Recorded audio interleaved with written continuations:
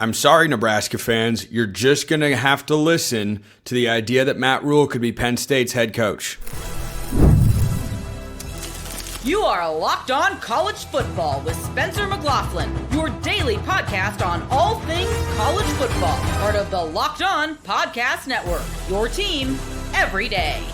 Welcome, everybody, to another episode of Locked On College Football. I'm your host, Spencer McLaughlin. Thank you all so much for making this your first listen or your first view every day. It's part of the Locked On Podcast Network, your team every day, your daily source to stay up to date with the biggest stories in this, the greatest sport on planet Earth. More coaching hot seat chatter is readily available in the Big Ten Conference, no less. Plus, Texas A&M, USC, I like both those teams a lot. I'll tell you why. This episode brought to you by our friends over at Game Time. Download the Game Time app, create an account, use the code LOCKEDONCollege for $20 off your first purchase. Matt Rhule was asked about the coaching vacancy at Penn State. Didn't exactly shut it down. The quote he gave is not what Nebraska fans would want to hear if you were seeking a moment of assurance that he is not going to entertain that idea. He has got a lot of ties to Penn State going back to his college days, has a relationship with the athletic director there. And yes, I think Matt Rhule would be a good candidate for Penn State. Matt Rhule is winning at a place right now that no one's been able to win in about a decade. Doesn't mean you shouldn't have been able to, but for this reason or that reason or whatever you want to attribute it to, something in the air that just makes them lose one possession games, Matt Rhule has turned Nebraska into a winning program. His track record in college football, pretty undeniable. He has been a CEO-style head coach that does not lack any sort of experience in that realm. And he's been a darn good one. Temple, Baylor, I don't care what happened with the Panthers. I never thought that was going to work. And he is succeeding at Nebraska. And for whatever it is worth, if he were Penn State's head coach starting in 2026, he would at least try to bring Dylan Rhule with him. Look, Nebraska fans, I am not... It brings me no joy to say this. I am not trying to get a rise out of you guys. I'm just telling you that this is incredibly logical. It is not the only candidate. It's not a guarantee. I've said before, if I'm Penn State, I'm calling Curt Cignetti first and making him tell me, no, I'll stay at Indiana. I suspect he would. I do. I don't think it's impossible. And if the worst thing he can say is no, we're in October. When do you need to hire a head coach by? You're talking about a long 5-year process. I'm not worried about the 2026 recruiting class for Penn State. It's the age of the transfer portal anyway. Cignetti succeeded at Indiana in his first year. Any coach should be able to go to Penn State and win immediately. But Matt Rhule's track record of success and turning places around, it's hard to argue with that. And I like Matt Rhule. I think he's a good football coach. I think he's showing that at Nebraska. I think his team is good this year. I don't think they're great. I don't think they're playoff caliber. The defense, after losing their staff from a year ago, it's taken a step back. But that's not something that I'm really worried about. I have seen progress. You've got the development of a young, talented quarterback. That's certainly going to be on the mind of Penn State's administration, or at least it should be, after what happened with Drew Aller, and it feels like he took a step backwards from 2024 to 2025 and never reached his full potential. Dylan Rhule, on the other hand, I understand all the jokes and the Patrick Mahomes comparisons, all that. Okay, throw that out the window and just look at the guy's numbers year to year. He has improved significantly. Nebraska wins a bowl game last year after getting there for the first time since 2016. They win a bowl game. They come into this year with some pretty solidly high expectations. They're off to a good start. Now, they got off to a good start last year. Have to avoid the fall off in the second half of the year, but they are ranked inside of the top 25. So the experience, the recent results, is what he does in Nebraska translatable to Penn State? Yeah, if you can win at Nebraska, there's no reason in my mind you can't win at Penn State. Now, I don't think this is the only candidate. I don't think the whole list for Penn State is going to be Curt Cignetti 1, Matt Rhule 2, and there's nobody else that is out there. Maybe they think about a guy like John Sumrall down at Tulane, has been a hot coaching name over the last several months. Alex Golesh at South Florida, another name that I would highly consider. I don't know if the fit is there, but Rhett Lashlee at SMU is a pretty popular name in a lot of coaching circles. A lot of different directions to go. But Matt Rhule is one I could absolutely see. Let me flip this around and talk about James Franklin. Front Office Sports reported yesterday there's a clause in James Franklin's contract that he has to begin searching for another job in broadcasting or coaching. And if it doesn't pay him at least $8 million a year, James Franklin is only owed the difference between what he's paid and the $8 million a year. Could cut the price tag significantly for Penn State. I don't know that money was ever the primary motivator for Penn State. I think if they were willing to cut ties with James Franklin at this point in time, then they are all in.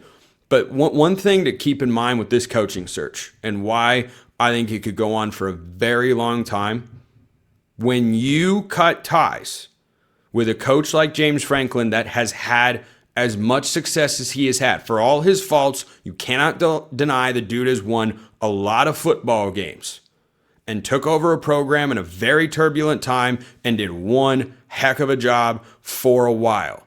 Did he achieve the program's full potential? No, I don't believe he did. That's why Penn State moved on. However, when you take a gamble like that, like Florida did, getting rid of Dan Mullen, or Georgia did once upon a time, getting rid of Mark Richt, moving on from a winner to try and find another gear, the pressure on this hire ratchets up considerably.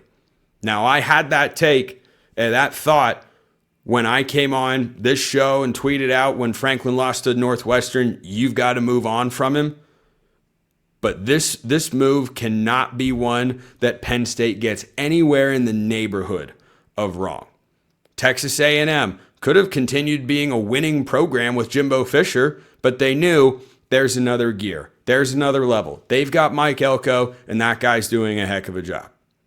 Now, the interesting thing about James Franklin and the clause in the contract that I just mentioned, I saw a couple of media types suggesting maybe Florida should hire James Franklin. I don't think so. You know where I would consider? I would consider him if I were UCLA. I'm not saying hire, but he is not someone who, if I'm a program looking for a new head coach, looking to provide some stability or consistency or identity, tradition to the program, the era came to an end at Penn State. It needed to. But I don't feel like James Franklin is incapable of taking a program and winning. He was one play from the national championship game last year. Just saying. UCLA's got their offensive coordinator. I don't think you're going to make Jerry Neuheisel a head coach right now. But would that be something you'd consider? I would. I at the very least, I would consider it. I would put him on a short list. Maybe he's not at the top of the list, but he'd be on my short list. Penn State fans, let me know who you want in the comments below. Hit me up on Twitter at @McLaughlinCFB or at @LockedOn_CFB. Speaking of the hot seat in the Big Ten, it is not contained to Happy Valley. First, this episode brought to you by Wayfair. The holidays are going to be here before you know it, which is exciting, but getting your home ready for guests and celebrations can feel like a lot. Maybe your serveware needs a refresh, or the guest room could use new bedding. Wayfair has everything you need to get your home holiday ready. From Christmas trees and wreaths to bedding, cookware, and outdoor inflatables, it's your one-stop shop for every room in the house. Wayfair makes it easy to personalize your home for the holidays with a huge selection for every style and budget. And with free and easy delivery, even on the big stuff, you can get everything you need without the hassle of huge delivery fees. You are hosting a holiday party, right? Some of you are. You gotta have it looking as holiday-ish as you possibly can. Wayfair is here to help you get there. Get organized, refreshed, and ready for the holidays for way less. Head to wayfair.com right now to shop all things home. That's WAYFAIR.com. Wayfair, every style, every home. This episode also brought to you by our friends at FanDuel. The NFL season's here, and FanDuel has an offer you just don't want to miss. Right now, new customers can bet just $5 and get $300 in bonus bets if you win. That's right. You pick a bet, you put down $5, and if it hits, you'll unlock $300 in bonus bets to use across the app. Do you want to fade my picks each week? I can't stop you from doing it. In fact, I probably encourage it at this point, because if you faded me all year, you'd be up some money right now. But If you think you can do better than me with your own picks, hey, FanDuel.com is right there. You've got point spreads, money lines, point totals, everything you could possibly want for college football, prop bets, it's all over there. FanDuel's got you covered. College football, NFL, and everything beyond. So what are you waiting for? Visit FanDuel.com to download the FanDuel app today and get started. FanDuel.com to download the FanDuel app today. Check them out at FanDuel.com. It is going dreadfully wrong in Madison, Wisconsin. I don't know how Luke Fickell will survive the rest of this season. The schedule is difficult. The problem is this isn't year one or year two. It's just bad. It's just bad. Frankly, I don't know that I would care which year it is for Luke Fickell at Wisconsin. This is not a program that should look this way. They missed a bowl last year for the first time, I think, since I can literally remember being a college football fan, and it, I believe, predated that time as well, because as you can see on YouTube, I'm not that old. 4 straight losses for Wisconsin. Are you ready for these scores? 38-14, 27-10. That was at home to Maryland. 24-10. They actually played pretty well at Michigan. 37-0 at home against Iowa. Injuries or not, this is an unacceptable level of football. They've got Ohio State this week. None of us are going to watch that football game. You know why? Because I already know how it's going to look. Ohio State, that just beat a much better team in Illinois comfortably last week, as I thought they would, because they're probably the best team in college football right now. They are not going to be challenged by Wisconsin. Iowa and Maryland walked into Camp Randall Stadium, an incredibly proud, passionate, rabid, phenomenal fan base, and saw the Terrapins and the Hawkeyes average 32 points per game to the tune of 17-point defeat, or a 17-point defeat. It wasn't actually that close, and a 37-0 defeat. This is going wrong. This is going wrong. And I bring this up on today's show because Luke Fickell, when he was hired to Wisconsin, what would you have said about the hire to make you think it wouldn't have worked? And that's why there's so much pressure and interest and intrigue on this Penn State situation. Because you could look at what Billy Napier did at Louisiana and say, well, he had a lot of success, but boy, going from the group of 5 to the SEC, I don't know. Those same questions will get asked whenever John Sumrall gets a Power 4 job. But Billy Napier, it hasn't quite worked out. Luke Fickell, how could you have argued? Look at the track record that he had. A history in the Big Ten and head coaching success, was successful in both realms, and this looks like a complete and utter mess. It is all going wrong. This is worse than I imagined it could be. This is way worse. Way worse. 37-0 against Iowa early on, when they won their only 2 games of the year against weaker opponents, Miami of Ohio and Middle Tennessee State. Yeah, the offense wasn't, putting up a bunch of great numbers or looking really impressive, but at least the defense was playing well. And now all of a sudden, it is both sides of the ball. There is no juice to this program. There's no juice to this team. I don't know if Wisconsin wins a game the rest of the year. They play Ohio State.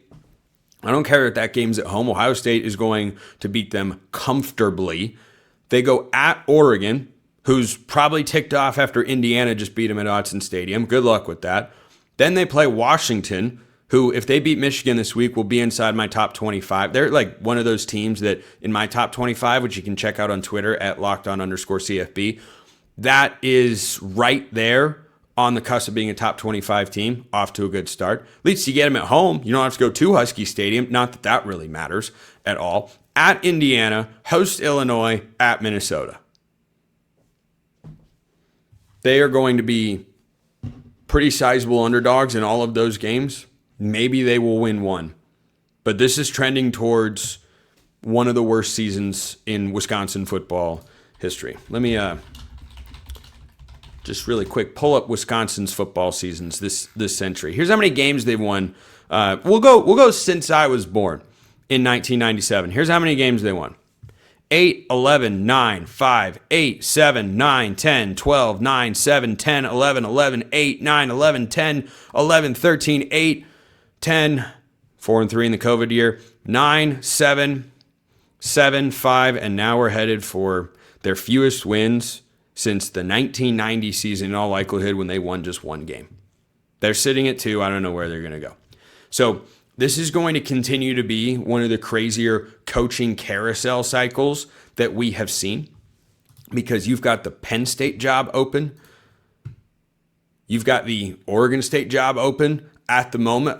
More on that in just a moment. The Florida job is going to come open. The Arkansas job is open. The Auburn job could come open if Hugh Freeze doesn't turn things around. There are a lot of high-profile jobs. A lot of high-profile jobs opening really as we're hitting the midway point of the season. But with the college football schedule, which with the new transfer portal window is better but still not great, this is what you're going to have, is teams are going to move on and say the UCLA job still open, though, boy, Tim Skipper, the interim, I don't know how he isn't the lead candidate for the UCLA job right now. But yeah, Luke Fickell does not look long for the road. So speaking of which, Michigan State is off to a dreadful start. Dreadful start. I don't know if a change is made in year 2 for Jonathan Smith. It's not as if he doesn't have any Power 4 wins. The problem is that they look kind of like the same team as last year. I know what they want to be. The identity of a Jonathan Smith coach football team is not a mystery. We've seen it for a long time when he was a head coach at Oregon State, an offensive coordinator at Washington. I know what he wants it to look like. In year 2, I feel like they're kind of rolling out the same issues as last year. They're not good enough up front. They're just not. And as they roll along, and they got embarrassed last week at home by UCLA, Jerry Neuheisel and Nico Iamaleava might be building something there in Los Angeles, which is where UCLA is located, if you didn't know. Sometimes it's okay to just let people know where you're located, right? Oh, wait, the last guy that said that doesn't have his job. I retract that particular statement. They play Indiana this week. That's not going to be close. The game's in Bloomington. Then they play Michigan. That game against Michigan is so incredibly important for Jonathan Smith. There are more winnable games on the back end of the schedule. I thought the Spartans would be a bowl team this year. It does not look like that's the case. They still have to play, Penn State, hey, you never know. But after Indiana, they play Michigan at home. That is a huge game, a huge football game. They go at Minnesota. They play Penn State at Iowa, Maryland. I wonder what the urgency is for the administration in East Lansing. Because I don't think Michigan State goes winless in Big Ten play. I don't think they're winning more than 3 conference games this year. That's what they would need to do in order to make a bowl game. That would be progress. Would they say 2 and done? I don't think so. I'm not entirely confident if it keeps looking like this. They won a thriller at home earlier this year, but when you get embarrassed beyond your first year on your home field, that sort of stuff can stick with a culture, with an administration, an athletic director that are evaluating your job constantly. If he were to continue to struggle with Michigan State and they were to move on from him, there is a job opening in Corvallis.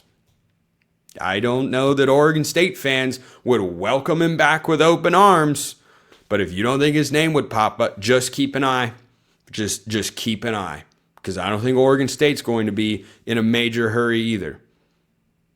But maybe, just maybe, he pulls a Scott Frost and says, you know what? Shouldn't have left. Should have stayed. This was always the place I was meant to be. Perhaps. He's an alum.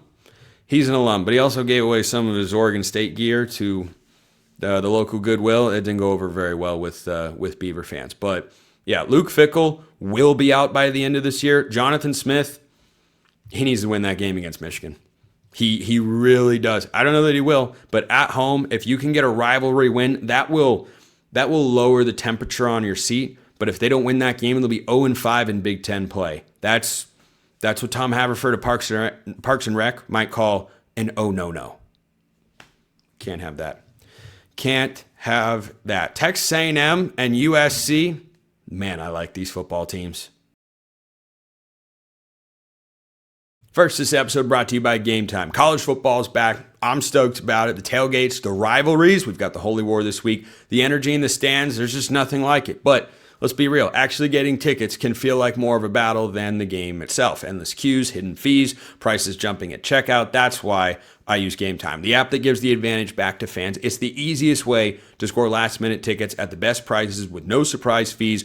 What you see is what you pay. It's not just limited to college football either. I went to Las Vegas last week with my brother and realized, oh my gosh, John Mulaney's in town. We've got a free time on Saturday night. How about we go see one of our favorite comedians? Went on to Game Time, found an incredible deal. In the section where we got seats, I saved hundreds of dollars for 2 tickets, and I didn't get slapped with surprise fees at the end. So take the guesswork out of buying college football tickets with Game Time. Download the Game Time app, create an account, use the code LOCKEDONCollege for $20 off your first purchase. Terms apply. Again, that's promo code LOCKEDONCOLLEGE for $20 off. Swipe, tap, ticket, go. It's that simple. Download Game Time today.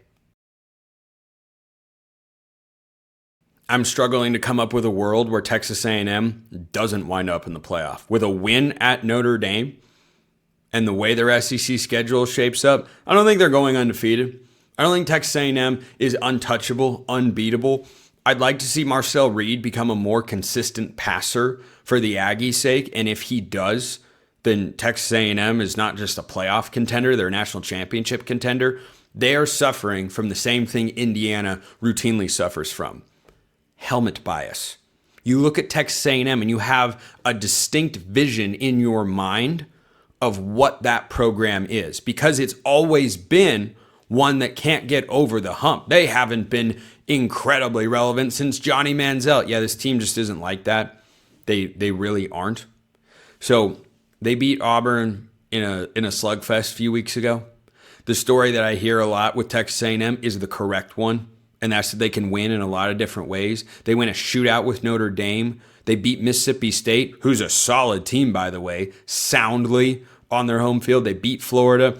Watch out for what they have to do this week. Watch out for Texas A&M. They are going on the road to Fayetteville, to the Bobby Petrino-led Arkansas Razorbacks. And let me tell you, that's a team that can score some serious points. A&M defense, been in a groove the last few weeks. They have allowed 10, 9, and 17 points against SEC foes so far this year. Arkansas is going to beat that. Arkansas in Fayetteville will score more points than that. That's not a situation with the Razorbacks where you have an interim head coach that's just, he's just hit. Penn State's interim. Whenever Florida has an interim head coach, Oregon State's interim head coach, not UCLA's. UCLA and Arkansas are the same. They have interim head coaches that should actually be dubbed interviewing head coaches.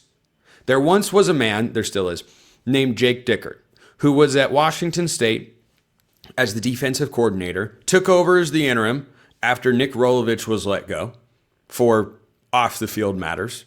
And then Jake Dickert viewed himself and described himself not as the interim, but the interviewing, because he wanted the job. Jake Dickert is now an ACC head coach.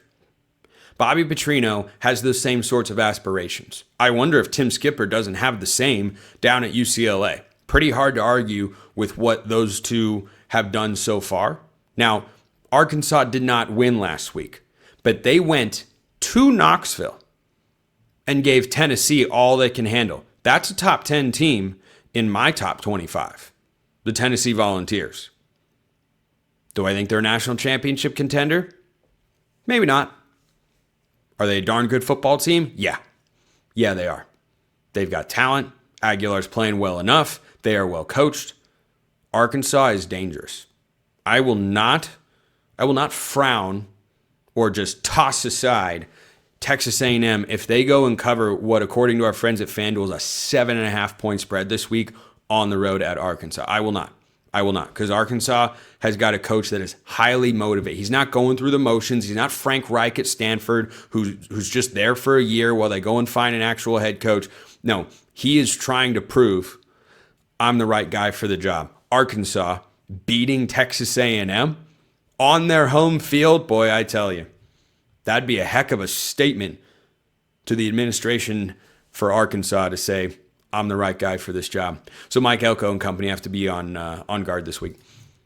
Let's talk about USC. I liked USC to beat Michigan last week. I picked against Michigan and was right again. And every time I do that, pick against Michigan, I hear a lot from Michigan fans. I get it. You don't like it when people say things about your team like they're going to lose a college football game, which has notably never happened in the history of the world. I'm going to talk about that Michigan-Washington game tomorrow on the show. Michigan fans, I encourage you to tune in. I'm sure you will anyway. I hope you do. But USC is good. And here's the difference. The difference with USC is twofold from what they have been in the past. USC is able to run the football, and USC can play some defense. I talked going into last week about how the Trojans' run defense was improved statistically from a year ago, not necessarily going to just shut Michigan out. It's not at that level, but it's better. It looks better.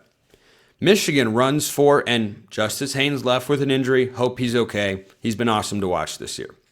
Michigan ran for 109 yards. 109 yards. That is a heck of an improvement. Let me just double check real quick because I want to get things right. Don't want to be inaccurate on the show. Last year in Ann Arbor, Michigan ran for 290. 290 to 109. If I do some quick math in my head, that's a 181-yard difference. You combine that with the fact that last year, Texas, why did Texas just pop into my head? I don't even know where that came from. Anyway, USC ran for 96 yards. On Saturday night, they ran for 224. They were gashing the Michigan defense. And this is the biggest point of evolution from last year to this year, even more in the run defense for the USC Trojans. Their offense, when they can run the football, is incredibly lethal. A lot of people wrote off Lincoln Riley as he's not good anymore. He doesn't have it offensively. And I was going, well, I don't know. He's not that far removed from having great offensive seasons. I don't think he's really lost the thread on how to coach offense. It just kind of seems like they're missing a couple things. Well, King Miller and Waymon Jordan, who I hope is okay because Jordan's fun to watch, ran the ball incredibly well. King Miller in this game, breakout performance, 18 carries, 158 yards, and a touchdown. These are two teams, Texas A&M and USC, that because of their recent history not getting over the hump, people love to write off, no, they can't do that. They don't do this anymore. Nope. That was a statement game for USC. Good vibes for both of them coming out of those games. Good vibes. It's a good time to be a USC fan because they're moving in the right direction. It's a really good time to be a Texas A&M fan because if A&M this season, they could still probably lose 2 games and get themselves into the playoff. They go at Arkansas, at LSU, at Missouri. Yikes. Tough stretch of road games there. South Carolina, Samford, gross. And then they go at Texas. They're going to have to be road warriors now. USC, conversely, controls their own destiny to make the Big Ten championship game and the college football playoff. Well, I guess not the Big Ten championship game necessarily, since they don't play Indiana and they don't play Ohio State. But to get in the playoff, you know who they play this week? Notre Dame. Don't ever let this game go away. Please, college football, powers that be, don't let USC Notre Dame go away. That game is in South Bend. The Irish are favored. The Trojans might be one of my best bets later this week. Just food for thought. Appreciate everyone listening. I'll see you next time. Until then, hope you all have a wonderful rest of your day.